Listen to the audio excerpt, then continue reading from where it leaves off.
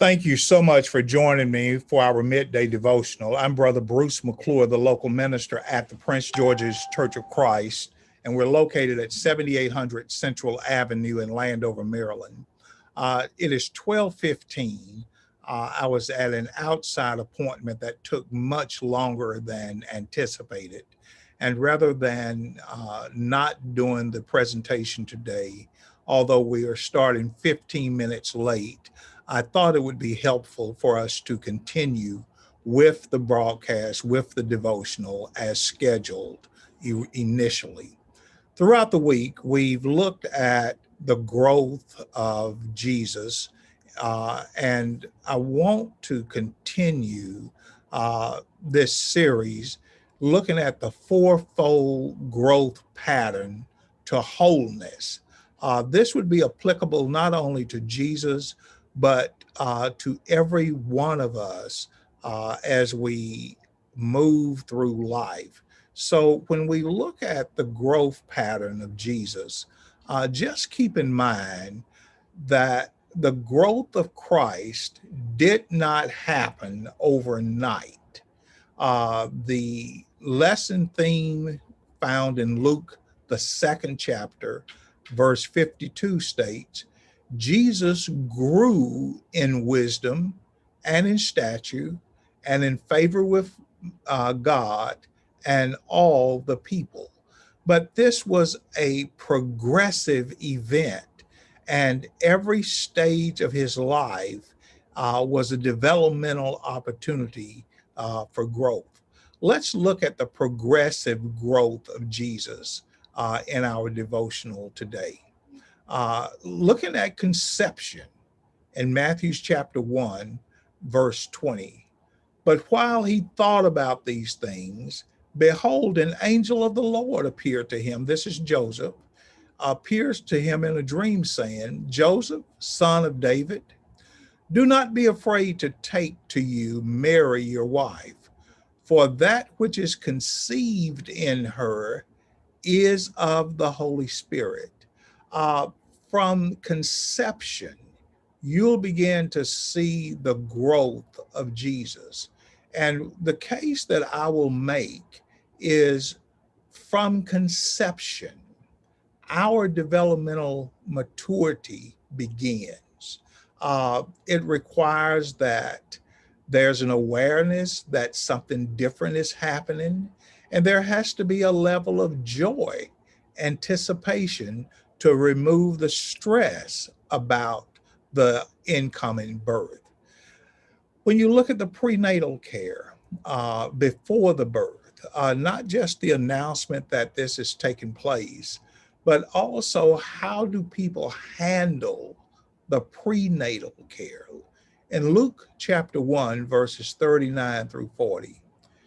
Now Mary arose in those days and went into the hill country with haste to a city of Judah, and entered the house of Zacharias and greeted Elizabeth. And it happened when Elizabeth heard the greetings of Mary that the babe leaped in her womb, and Elizabeth was filled with the Holy Spirit. This is all taking place before the birth of Jesus. This is all taking place before the birth of John, his cousin. Appreciate, if you would, the associations, the places that you go, the interactions that you have are all important even before birth in terms of mapping the direction that an individual might go once they are in this world. Let's move from the conception, from prenatal to the delivery and the spiritual exposure in this world. In Luke chapter 1, verses 2 through 7, there was a census, and it first took place while Quirinius was governing Syria. Quirinius, was governing Syria. So all went to be registered, everyone in his own city. Joseph also went up from Galilee, out of the city of Nazareth, into Judea, to the city of David, which is called Bethlehem, because he was of the house lineage of David, to be registered with Mary, his betrothed wife, which was with child. She was pregnant. So it was that while they were there, the days were completed for her to be delivered. And she brought forth her firstborn son, wrapped him in swaddling clothes, and laid him in a manger because there was no room for them in the inn. The delivery did not take place in a hospital room. It did not take place even in a lodge room. It took place outside. The manger was actually a feeding trough. And this is where Jesus is born. The delivery was done with care, regardless of the venue that he was born in. And then when you look at the text of Luke, the second chapter, verse number 21, 8 days after the birth, when the 8th day was completed for the circumcision of the child, his name was called Jesus, the name given by the angel before he was conceived in the womb. You see how all of the planning, all of the care, all of the progressive development of Jesus is coming into play. At 8 days old, he's circumcised as the Jewish law commanded. At 8 days old, he is named, and a name was selected for him even before conception. When we talk about growing spiritually, I think parents must be very, very cautious about what they even contemplate naming their children. Nobody names their child Jezebel. Nobody names their child some hideous name that has the connotation of evil or wrong. And even in giving a child a name that has substance, that has some type relevance to what your desires for that child to grow up to become, I think is important. You see that with Jesus. At the circumcision, which was the traditional time that the child's name was revealed to the world, this name, Jesus, was selected for him even before he was conceived.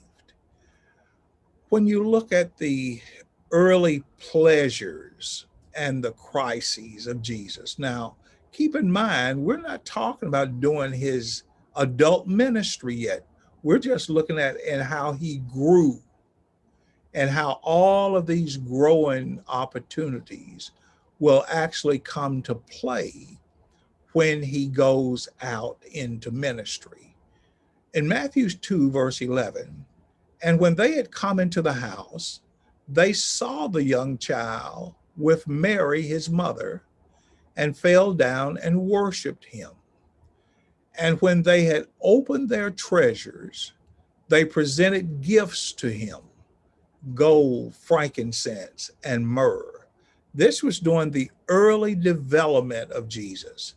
Uh, Look at Matthew chapter 2, beginning at verse number 13.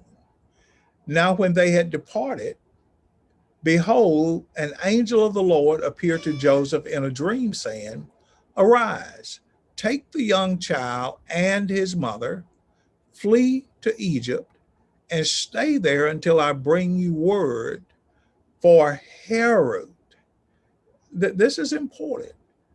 For Herod, stay there. because Herod will seek the child to destroy him. Now drop down to verse number 15. And when and they were there until the death of Herod, that it might be fulfilled, which was spoken by the Lord through the prophet, saying, out of Egypt I've called my son, from Hosea chapter 11, verse number 1. So there's pleasure in having the child, but then there's a crisis involved. The crisis is Herod wants to kill the child. The pleasure is the Son of God is now in this earth. When you look at spiritual molding by the parents, by the time you get to Luke, the 2nd chapter, verse 41, his parents went to Jerusalem every year at the feast of the Passover. Now, that was a habit that Joseph and Mary already had before the birth of their son, Jesus, before the conception, before the trip into Egypt. The habit of the parents, his parents, went to Jerusalem every year at the feast of the Passover. That's very important because now you see how the parents consistently played a role in the development of Jesus. Look at verse number 42. And when he was 12 years old, they went up to Jerusalem according to the custom of the feast. Now Jesus is traveling with them. He's 12 years old. We would call that puberty, adolescency. So as he's going up to Jerusalem now as an upcoming young man, he's going to view Jerusalem and the feast of the Passover a lot differently than as a 7, 8, 9, or 10-year-old. And then we get to Jesus launches into his purpose. Look at Luke chapter 3, verse number 23. Now, Jesus himself began his ministry at about 30 years of age, being, as it was supposed, the son of Joseph. What's important about this? Jesus grows in wisdom. And what I've shown you today is how he has grown in stature. He consistently grows from conception to prenatal age, to the delivery and spiritual exposure, to early pleasures of parents excited about him being around. And then there's a crisis. Jesus is old enough to be aware that something's going on, but his parents were able to keep him focused on what his entire mission was. He's constantly growing in stature, but as he's growing in stature, he's also growing with a greater appreciation for what his ministry and what his calling is all about. Because as he's growing up in stature, in size, he is also growing up spiritually. And by the time he's 30 years old, in stature, chronologically, physically, he is now moving out into ministry of service, ministry of deliverance, ministry of blessing other individuals. I have outside appointments tomorrow, and I will not be able to do the midday devotional. But I hope, trust, and pray that our time together this week has helped each of us to understand that growth is important.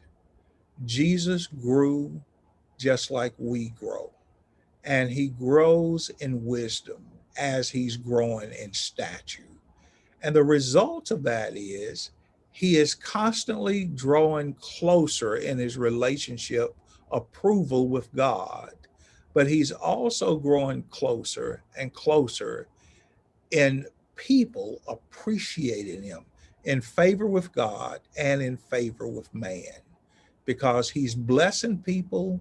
He's touching the lives of people in ways that they've never seen in this world before Jesus came into their lives. I look forward to seeing you this weekend in Bible study and worship. And please enjoy the 4th of July weekend. And extremely, extremely, please remain safe. God bless you.